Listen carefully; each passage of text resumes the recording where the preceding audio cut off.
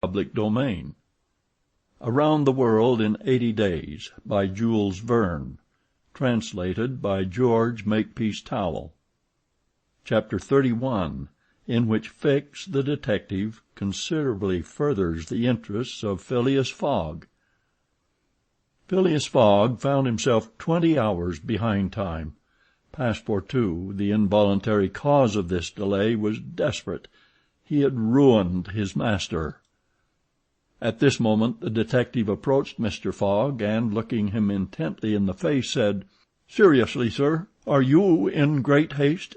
"Quite seriously." "I have a purpose in asking," resumed Fix. "It is absolutely necessary that you should be in New York on the 11th, before 9 o'clock in the evening, the time that the steamer leaves for Liverpool?" "It is absolutely necessary."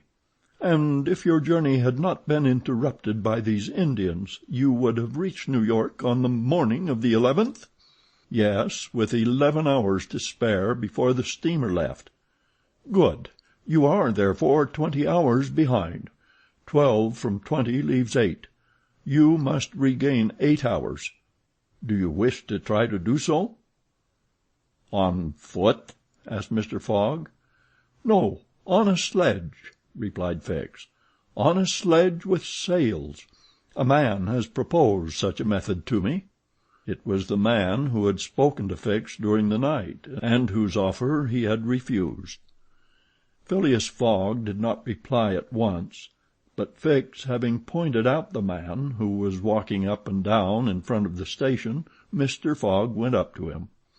An instant after, Mr. Fogg and the American, whose name was Mudge, entered a hut built just below the fort.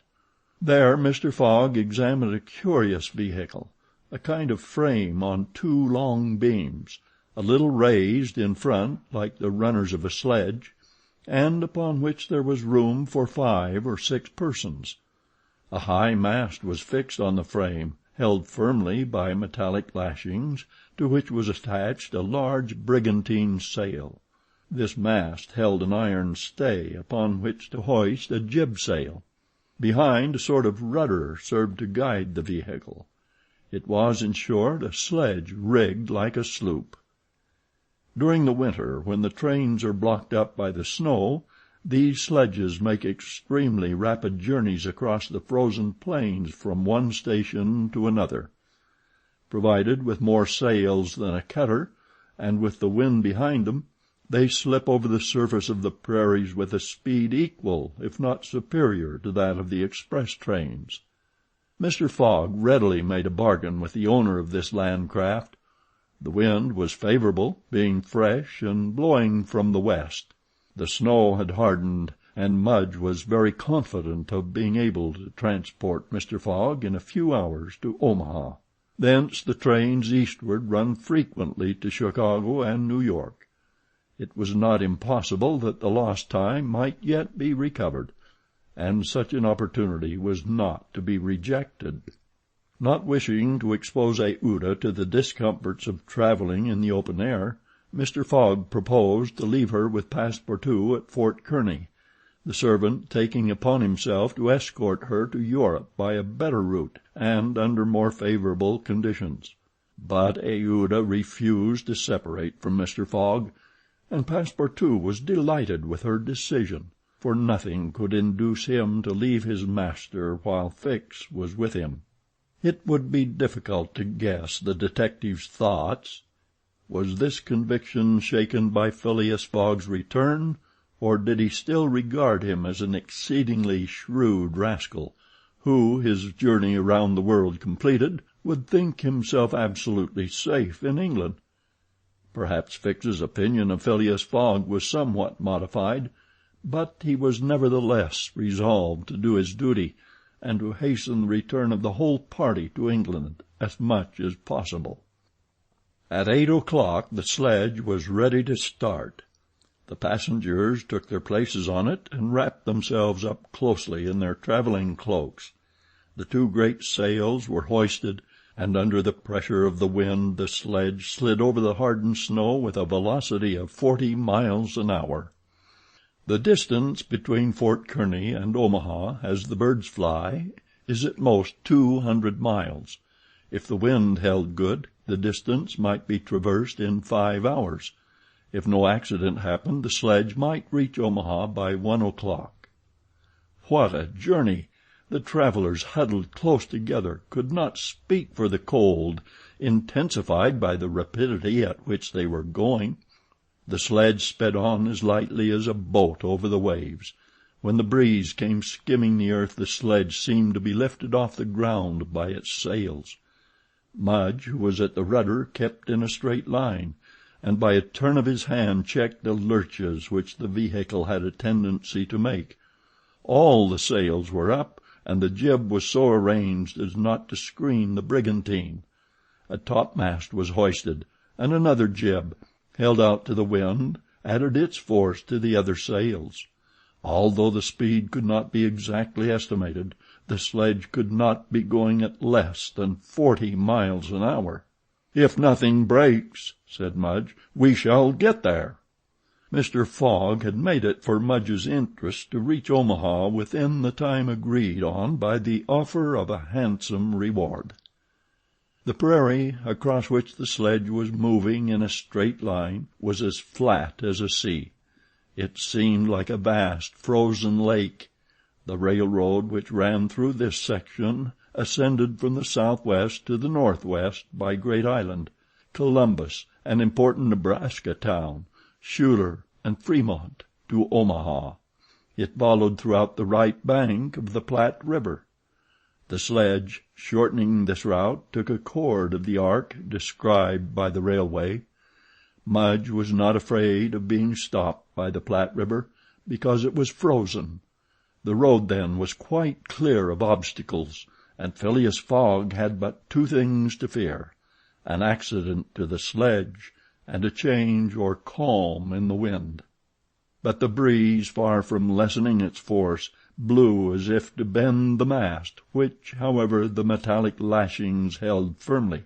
These lashings, like the chords of a stringed instrument, resounded as if vibrated by a violin bow. The sledge slid along in the midst of a plaintively intense melody. "Those chords give the fifth and the octave," said Mr. Fogg. These were the only words he uttered during the journey. Aouda, cozily packed in furs and cloaks, was sheltered as much as possible from the attacks of the freezing wind. As for Passepartout, his face was as red as the sun's disk when it sets in the mist, and he laboriously inhaled the biting air. With his natural buoyancy of spirits, he began to hope again. They would reach New York on the evening, if not on the morning of the 11th. And there was still some chances that it would be before the steamer sailed for Liverpool. Passepartout even felt a strong desire to grasp his ally Fix by the hand. He remembered that it was the detective who procured the sledge, the only means of reaching Omaha in time, but, checked by some presentiment, he kept his usual reserve. One thing, however, Passepartout would never forget, and that was the sacrifice which Mr. Fogg had made without hesitation to rescue him from the Sioux. Mr. Fogg had risked his fortune and his life. No, his servant would never forget that. While each of the party was absorbed in reflections so different, the sledge flew over the vast carpet of snow. The creeks it passed over were not perceived. Fields and streams disappeared under the uniform whiteness. The plain was absolutely deserted. Between the Union Pacific Road and the branch which unites Kearny with St. Joseph, it formed a great uninhabited island. Neither village, station, nor fort appeared. From time to time they sped by some phantom-like tree, whose white skeleton twisted and rattled in the wind. Sometimes flocks of wild birds rose, or bands of gaunt, famished, ferocious prairie wolves ran howling after the sledge. Passepartout, revolver in hand, held himself ready to fire on those which came too near. Had an accident then happened to the sledge, the travelers attacked by these beasts would have been in the most terrible danger. But it held on its even course, soon gained on the wolves, and ere long left the howling band at a safe distance behind. About noon Mudge perceived by certain landmarks that he was crossing the Platte River. He said nothing, but he felt certain that he was now within 20 miles of Omaha. In less than an hour he left the rudder and furled his sails, whilst the sledge, carried forward by the great impetus the wind had given it, went on half a mile further with its sails unspread. It stopped at last, and Mudge, pointing to a mass of roofs white with snow, said, "We have got there! Arrived at the station, which is in daily communication by numerous trains with the Atlantic seaboard." Passepartout and Fix jumped off, stretched their stiffened limbs, and aided Mr. Fogg and the young woman to descend from the sledge. Phileas Fogg generously rewarded Mudge, whose hand Passepartout warmly grasped, and the party directed their steps to the Omaha railway station. The Pacific Railroad proper finds its terminus at this important Nebraska town. Omaha is connected with Chicago by the Chicago and Rock Island Railroad, which runs directly east and passes 50 stations. A train was ready to start when Mr. Fogg and his party reached the station, and they only had time to get into the cars. They had seen nothing of Omaha, but Passepartout confessed to himself that this was not to be regretted, as they were not traveling to see the sights. The train passed rapidly across the state of Iowa, by Council Bluffs, Des Moines, and Iowa City. During the night it crossed the Mississippi at Davenport, and by Rock Island entered Illinois. The next day, which was the 10th, at 4 o'clock in the evening, it reached Chicago, already risen from its ruins and more proudly seated than ever on the borders of its beautiful Lake Michigan. 900 miles separated Chicago from New York, but trains are not wanting at Chicago. Mr. Fogg passed at once from one to the other, and the locomotive of the Pittsburgh, Fort Wayne and Chicago Railway left at full speed, as if it fully comprehended that that gentleman had no time to lose. It traversed Indiana, Ohio, Pennsylvania, and New Jersey like a flash, rushing through towns with antique names, some of which had streets and car tracks, but as yet no houses. At last the Hudson came into view, and at 11:15 in the evening of the 11th the train stopped in the station on the right bank of the river, before the very pier of the Cunard line. The China for Liverpool had started 3/4 of an hour before. End of chapter 31.